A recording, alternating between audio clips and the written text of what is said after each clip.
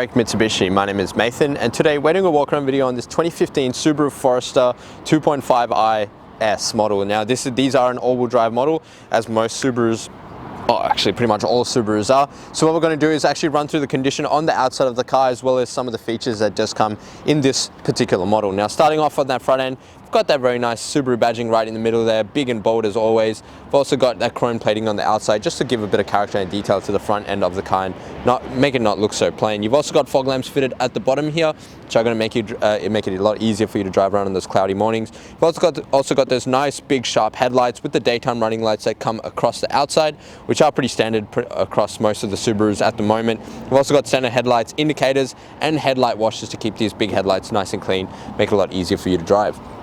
Coming across the passenger side of the car, it's a very superficial, just a little bit of dirt, no marks really on the front end. That first alloy, you've got a very unique multi-spoke design, which Subaru is actually known for their rims, just quite a unique style here. Now the rim itself is in excellent condition, there's no damage really whatsoever.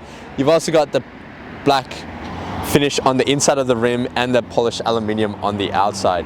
Now taking a look across the driver's side of the car, you've also got the color match side mirrors and door handles with the car, which blend in beautifully in this burgundy color. Also got a high mounted brake light, which again elevates, indicator lamp, which elevates the light, but also clears up that quarter panel for the passengers in the car. Now this car does have central locking and keyless entry, so you've got a key in here that is to actually put it in there in case the battery does die. However, you don't actually require it. You can just you can put your hand into this and it will actually unlock the door, or you can lock it with this little button here, so you can see it's locked, and you put your hand back in there and it'll unlock for you, as long as you're within proximity of the car. And there are a few hairline scratches here along the actual door. That's probably when someone tried to put the keys in, but other than that, nothing too major. Now taking a look inside the car, you've got full leather seats on the interior. They are heated seats as well, and you've also got electric seat controls for that. So this is for the incline, and you can also elevate the seat if you needed to. So great seats, excellent bolsters, no stains or tears or damage on these seats whatsoever. The carpet's also quite clean and in pretty good condition, and the door card again maintained quite well. You can see no damage whatsoever on the inside of that door card. Now these doors actually go all the way to the bottom of the car, if you can see that. Now benefit of that is it actually keeps this part of the car nice and clean, so when you're getting in and out of a car like this, you're going to not pick up any dust or dirt on these pants. I will note that the car does come with tint, which is good to know. It's going to save you a little bit of money down the line. We do obviously recommend you use tinting on all cars, so this has already got it in there for you, which is going to save you a little bit of money. Now taking a look at the back seats, just so you can see the condition, pretty consistent all the way through, no damage or marks again on these back seats, and carpets are very clean. Door cards are also in good condition. Now the second rim, just trying to be really picky for you, no damage on there whatsoever either, and lots of tread on these tires. Fuel filler cap is on the driver's side of the car, nice and easy to access. You can just get in and out of the car, fill it up for you. Coming across to the the tailgate.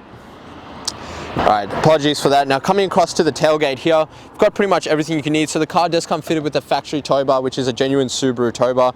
Do plan on doing any light towing or anything like that. You've also got your all-wheel drive chrome Subaru badging with the Forester badging here, all in the nice chrome finish, and your rear wipers and washers with a high mounted brake light, which is mounted onto that spoiler. So nice sporty looks, as most Subarus are. Now the tailgate still presents in good condition. There is just a little bit of bird droppings, but other than that, yeah, nothing too major, just a light bit of dirt. Now the boot in these models is a automatic tailgate, so you do just press the button. You might have to give it 1 or 2 seconds and it will open up there for you.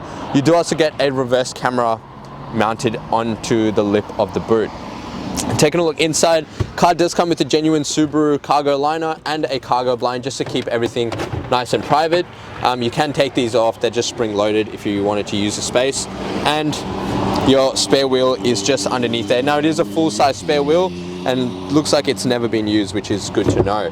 Now one other thing which I actually do like about these Subarus, you've also got a 12-volt socket in the back here. Next to that, a little lever. Now if I flick that down, you can see your back seats will fold down really easily. So if you do need to use a lot of space, you've got your hands full, you can just flick that down and chuck whatever it is you need to in the back of the car. Beautiful design by Subaru in my opinion for this design. You've also got a little button here to drop the boot.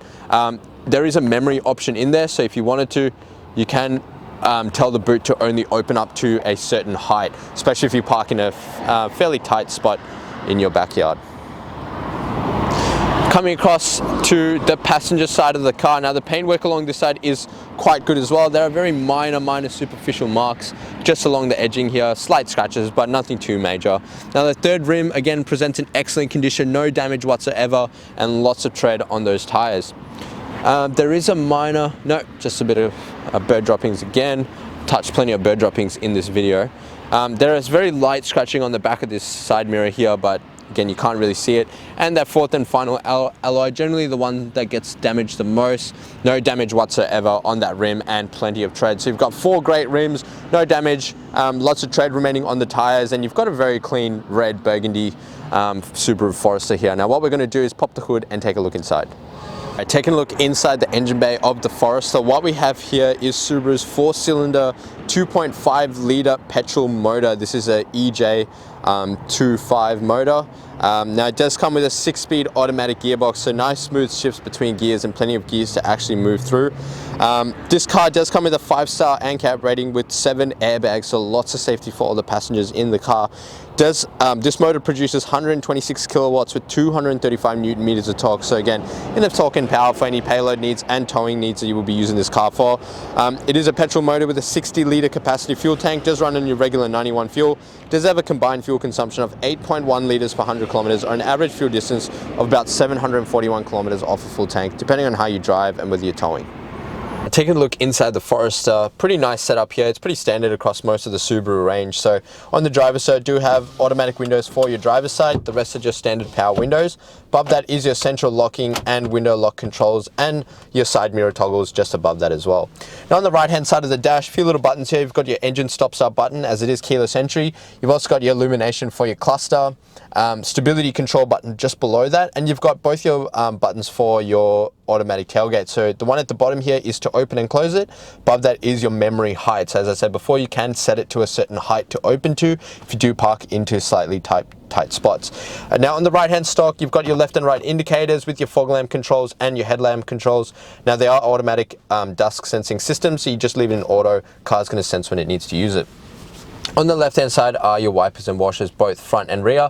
They are again automatic rain sensing systems, so just leave it in auto. Car will decide when it needs to turn them on. Your steering wheel is a nice comfortable leather stitched steering wheel, beautiful to hold. You've also got paddle shifts on the back here, which are your sports shift system. We'll touch on that as we come across to the gearbox, but you've got your positive on the right and negative on the left, so to go up and down gears. On the right hand side are your cruise control settings. So cruise control set with your adaptive cruise control below that, and you've got your cancel button and also your SI-Drive mode. So therefore, your different throttle responses. So S mode and I mode will give you slightly different responses. On the left hand side are your controls for your head unit. So this top button here is to flick through the different options in the head unit, like your radio channels, etc. Below that, volume, seek, and call and reject for your voice control. Below that is a little paddle for the display above the actual head unit, which again is for all your driver information. So travel time, average fuel distance, average fuel, your braking, torquing, and track times if you wanted to track this car for whatever reason or time yourself. You've also got fuel consumption and pretty much a lot of information. Some stuff I don't even know what's on there, and a clock, which is probably the easiest one. You've also got your seatbelt indicators there as well. Now coming down to the entertainment system, you've got your hazards right on the top here, nice and easy to see. Now the head unit is touchscreen. You do have slight like haptic feedback kind of buttons on the side here. So you've got home and you've got inbuilt navigation in this car, so you can see we're at 20 to 32 Kangan drive, so come check us out. You've got AM, FM radio, Bluetooth audio and phone connect, and you've also got an app connect, which is Pandora or Mirror Link, which will pretty much mirror your phone on the screen there. Below that, dual climate control, so driver and passenger have their own settings, fan speed in the middle, and your different modes for the different fan options in here, which will actually display on this little display on the top left there, so you can see that.